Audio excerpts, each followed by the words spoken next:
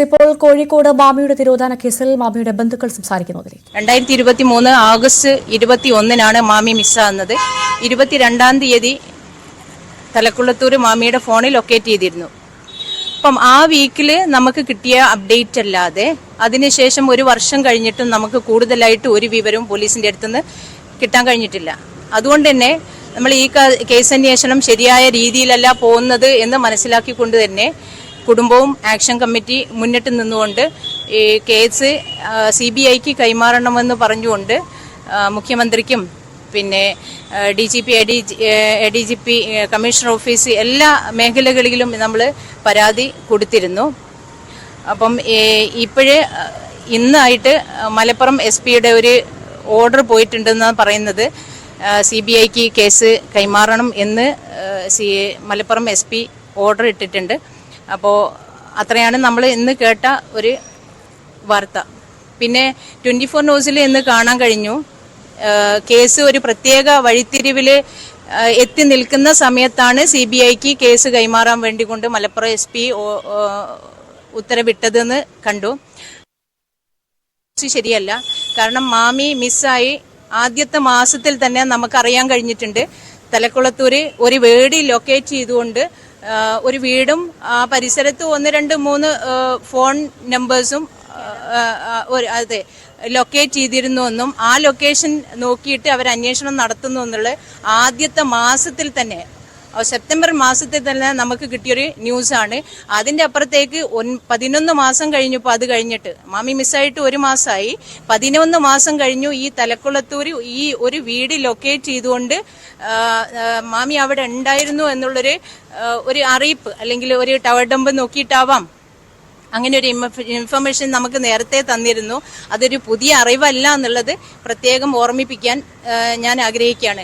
കാരണം അതിനുശേഷം അങ്ങനെ ഒരു വീട് ഒരു സ്ഥലത്ത് ലൊക്കേറ്റ് ചെയ്യപ്പെടുകയാണെങ്കിൽ 11 മാസം കഴിഞ്ഞിട്ടും അതിന്റെ അപ്ഡേറ്റ്സ് എന്താണ്, അതിൽ ആരൊക്കെയായിരുന്നു വന്നു പോയത്, എന്താണ് മാമിക്ക് സംഭവിച്ചത്, കൂടെ ആരൊക്കെ ഉണ്ടായിരുന്നു, അവരൊക്കെ വിളിക്കുകയും കൃത്യമായ അന്വേഷണം നടത്താനും പോലീസിന് കഴിയുമായിരുന്നു. അത് ഞങ്ങൾ പോലീസ് സ്റ്റേഷനിൽ പോകുന്ന സമയത്തൊക്കെ ഞങ്ങൾ വ്യക്തമായിട്ട് ചോദിച്ചിട്ടുണ്ട്. നിങ്ങൾക്ക് ആരൊക്കെയാണെന്ന് കണ്ടുപിടിക്കപ്പെട്ടാൽ അവരെ വിളിച്ചിട്ട് കേരള പോലീസിന് പല മുറകളുണ്ട് ഒരു പ്രതിയെ കൊണ്ട് കുറ്റം തെളിയിപ്പിക്കാനുള്ള. അതൊന്നും നിങ്ങൾ ചെയ്തില്ലേ, എന്തുകൊണ്ട് നിങ്ങൾക്ക് ഫർദർ സ്റ്റെപ്സിലേക്ക് നിങ്ങൾ പോകുന്നില്ല എന്നുള്ള ചോദിച്ച സമയത്ത് അവർ പറയുന്നത് നിങ്ങളൊരു 1 വീക്ക് വെയിറ്റ് ചെയ്യേ, ഒരു 10 ദിവസം വെയിറ്റ് ചെയ്ത് അടുത്ത 20-ാം തീയതി 25-ാം തീയതി ഓരോ ഡേറ്റ് പറഞ്ഞിട്ട് നമ്മൾ എങ്ങനെ കൊണ്ടുപോവുക ചെയ്തത്. അങ്ങനെയാണ് ഈ ഓഗസ്റ്റ് മാസം 2024 ഓഗസ്റ്റും കഴിഞ്ഞു, ഇപ്പോൾ സെപ്റ്റംബർ 5 ഇന്ന് വരെ അതിൽ കൂടുതലായിട്ടുള്ള ഒരു വിവരം നമുക്ക് കിട്ടിയില്ല. അതുകൊണ്ട് തന്നെയാണ് ആക്ഷൻ കമ്മിറ്റി മുന്നിൽ നിന്നുകൊണ്ട് ഫാമിലി എന്ത് ചെയ്യുന്നത്, CBIക്ക് കേസ് കൈമാറണമെന്ന് നമ്മൾ പറഞ്ഞത്. പിന്നെ അന്ന് തന്നെ ഒരു അപ്ഡേറ്റ്, അന്ന് തന്നെ ഇവർ പറഞ്ഞിട്ട് ഒരു കിണർ വറ്റിക്കാൻ പോകുന്നുണ്ട് എന്നൊക്കെ പറഞ്ഞിരുന്നു. തലക്കുളത്തൂർ ഒരു കിണറുണ്ട്, ആ വീടിന്റെ ലൊക്കേറ്റ് ചെയ്തുകൊണ്ട് അത് വറ്റിക്കാൻ പോകുന്നുണ്ടെന്ന് പറഞ്ഞിട്ട് ഇപ്പോൾ 8 മാസം കഴിഞ്ഞു. ഇതുവരെ അത് വറ്റിച്ചോ, അതിനുള്ള പ്രവർത്തനങ്ങൾ നടത്തിയോ എന്നൊന്നും നമ്മൾ കണ്ടില്ല. ഒരു ഫർദർ ആക്ടിവിറ്റീസും പോലീസിന്റെ ഭാഗത്തു നിന്ന് ഉണ്ടായതായിട്ട് നമ്മൾ അറിയുന്നില്ല.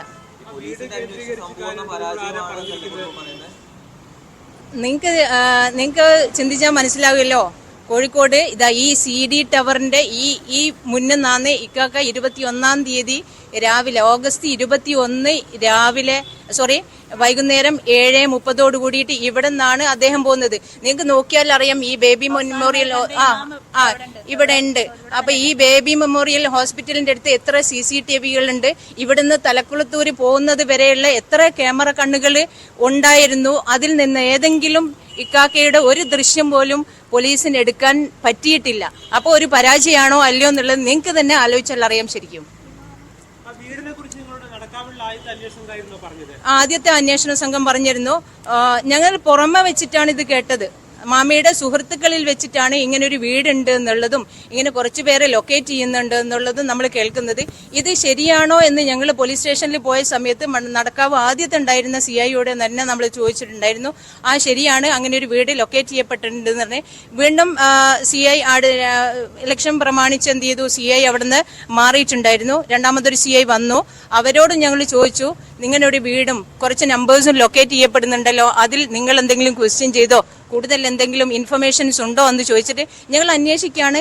പെട്ടെന്നുണ്ടാവില്ല, അത് പെട്ടെന്ന് കണ്ടെത്താൻ പറ്റുന്ന കാര്യങ്ങളല്ലല്ലോ അന്വേഷിക്കുന്നുണ്ടെന്ന് പറഞ്ഞ് നമ്മളോട് ഓരോ ഡേറ്റ് തരും. അങ്ങനെയാണ് ഉണ്ടായത് ഇതുവരെ.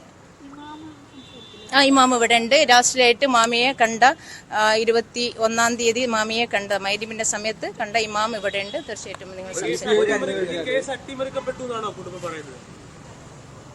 നമുക്ക് അങ്ങനെയാണ് തോന്നുന്നത്. കാരണം ഈ കോഴിക്കോട് സിറ്റിയിൽ നിന്ന് ഒരു മനുഷ്യൻ മിസ്സാവുകയാണെങ്കിൽ എല്ലാ ഫോണും 2-3 ഫോണുണ്ട്, ആപ്പിളിന്റെ ഐഫോൺ വരെ ഉണ്ട് ആളുടെ കയ്യിൽ.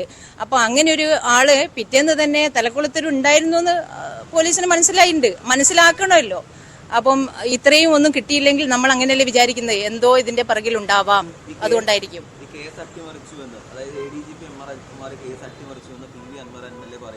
അതിന് പിന്നാലെ ഇപ്പോൾ സർക്കാർ CBI അന്വേഷണത്തിലേക്ക് കടക്കുന്നു. അതിനെ കൂട്ടി വായിക്കുമ്പോൾ കുടുംബത്തിന് എന്താണ് അതിൽ പറയാനുള്ളത്?